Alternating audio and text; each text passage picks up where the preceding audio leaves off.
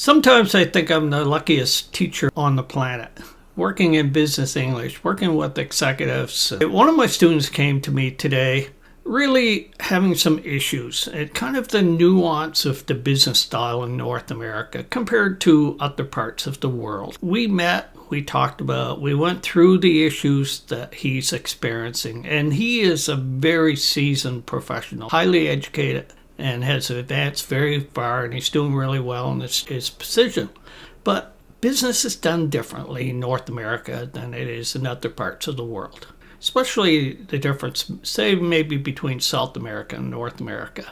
And you need strategies. When you go to these meetings, we say you need a thick skin. You need a skin that's like an inch thick sometimes, because some people try to bully us, try to come up with false information and that, throw out ideas that aren't really true or information.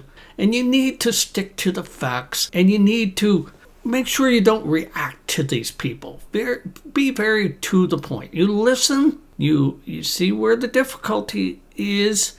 You don't necessarily really embarrass them, but numbers don't lie, all right? The numbers are there, and the proof is there. You've done it before, it worked well, and it will work this time. And this is what I found in my business career. You always go back to what worked. If you're having a lot of bugs in a program, you have to go back to when it worked. You have to pivot. You have to adjust. And even executives have to be able to persuade, and that's what I do. I often think that I'm probably the lowest paid management consultant on the planet, which is fine with me. And it gives me an opportunity to use my 30-some years of high-level business experience. And believe me, I went through some very, very, very difficult times in business. Times when you don't know if you have the money to meet the payroll, when you have a cash crunch or something. All these sorts of things, they're kind of in your face, and you have to manage stress, and you have to be able to clearly communicate and not allow yourself to get emotional when people are, maybe they're even attacking you a little bit. And it's not fair, but hey, the world is not fair. And we need to be cool professionals with polite professional language. We need to be able to get above the crowd.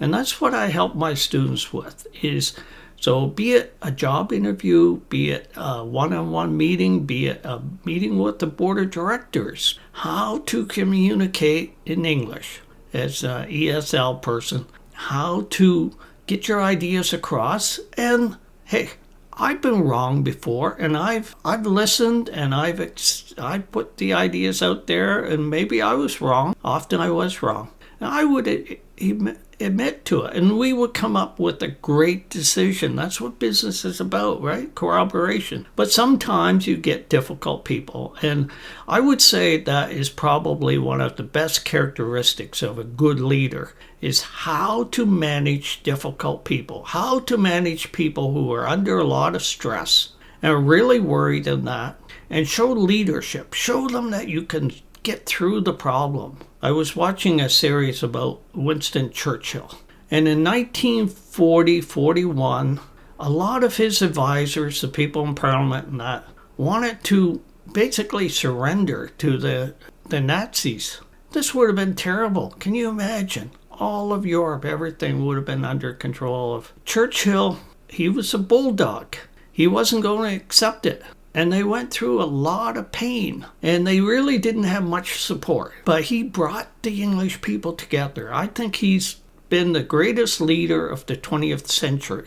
And we can learn from people like this. Now, after the war, he was not the leader for them, and they put another party in power. But everybody appreciates Churchill for what he did of keeping them in the war, and eventually the Americans came into the war and that, and the Russian people, and this tyranny was overruled. But it took strong leadership, and they were in there by themselves except for the rest of the British Commonwealth. And Canada, I'm Canadian, a little country of 11 million people in Canada, had the fourth largest air force, and he was a strong leader.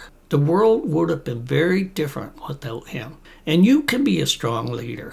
And that's what we work on. That's a lot of what the program is about. Getting that fluency, getting that strength, and giving away, allowing you to be persuasive in a polite and professional way. That's the nuance, the small parts that make the big difference.